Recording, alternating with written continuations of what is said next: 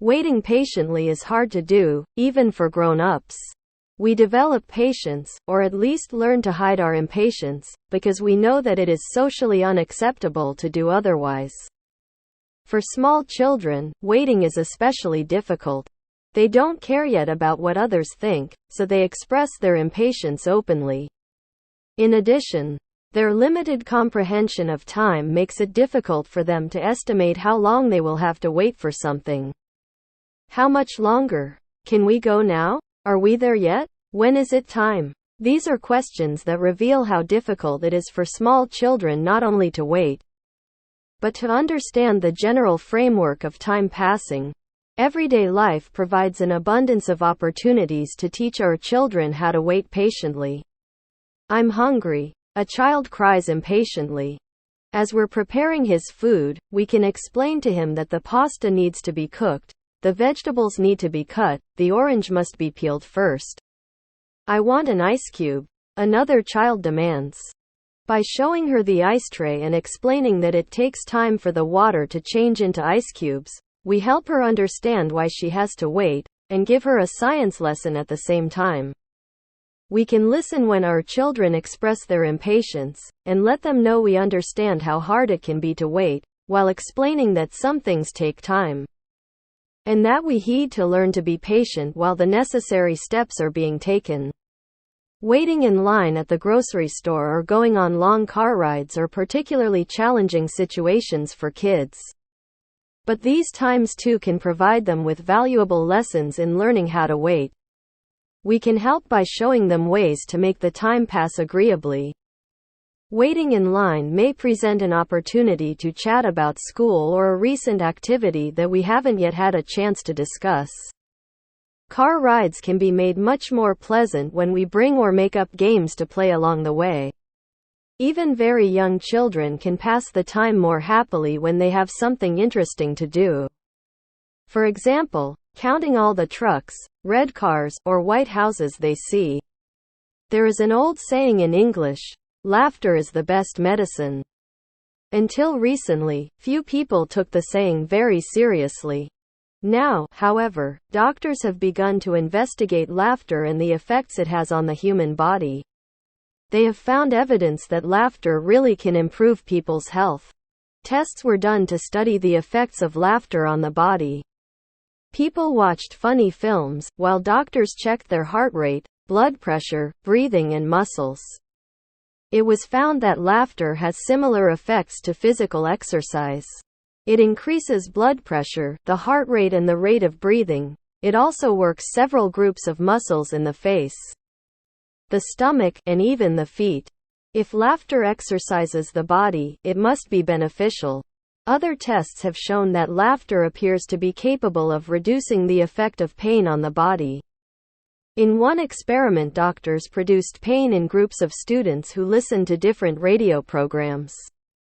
The group which tolerated the pain for the longest time was the group which listened to a funny program. The reason why laughter can reduce pain seems to be that it helps to produce natural chemicals in the brain that diminish both stress and pain. There is also some evidence to suggest that laughter helps the body's immune system, that is, the system which fights infection. As a result of these discoveries, some doctors and psychiatrists in the United States now hold laughter clinics, in which they try to improve their patients' condition by encouraging them to laugh. They have found that even if their patients do not really feel like laughing, making them smile is enough to produce beneficial effects similar to those caused by laughter.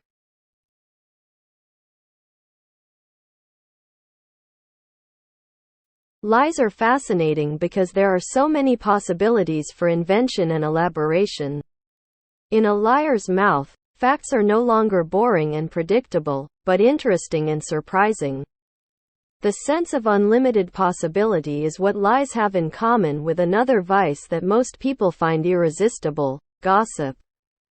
Gossip is interesting because what we hear and pass on to others may be the truth, but it could also be a wild fantasy. We are captivated by the very uncertainty of what we hear.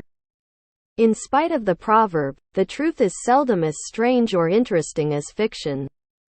Most of us don't want to know the painful facts about other people's lives. I often feel burdened when friends confide in me about their marriage problems, childhood traumas, or job dissatisfactions. Even though I try my best to console and reassure, I can't help wishing my friends had told someone else. Gossip is entirely different. There is nothing virtuous about engaging in gossip, but we enjoy it to the utmost. When someone tells us vague rumors about someone else's marriage problems, childhood secrets, or job scandals, our ears prick up. When the same information is told to us in confidence, we feel a sinking sense of duty. We listen silently and carefully, trying to think of the few right words to say and maybe getting a headache in the process. When the information is passed on to us as gossip, we jump into the conversation with pleasure. Nobody knows the truth anyway, so we are free to offer our own theories and interpretations. We can talk all we want. You may have heard that chimpanzees and dolphins are among the world's most intelligent creatures.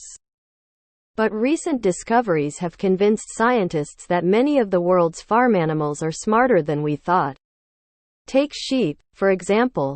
Scientists at the Babraham Institute in Cambridge, England, report that sheep are good at remembering faces.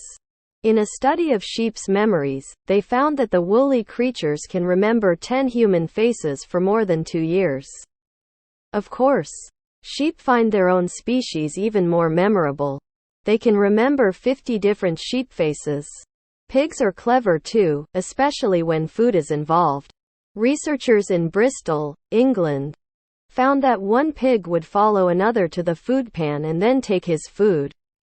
Pigs quickly learn to trick the clever pigs who are out to steal their dinner. Other research has suggested that some animals even practice various forms of group decision-making, as the following example illustrates. The African buffaloes had agreed that it was time to head east. The decision was made quietly. Several members of the herd simply stared into the distance, and the whole group took off in that direction. The buffalo's behavior has got the science world talking. Last month, researchers announced in Nature magazine that they have learned how some animals make decisions they vote.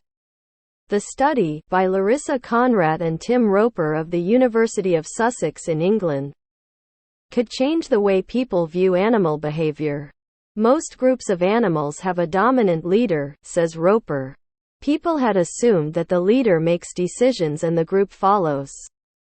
This study suggests that the animal kingdom is more of a democracy. So, how do animals vote? It depends on the animal.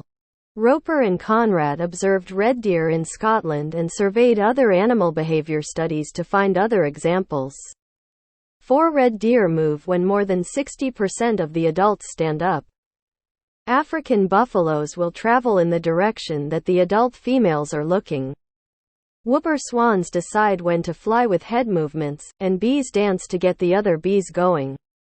Does all of this sound simple? It is. As Roper says, democratic decision-making needn't be a complicated business.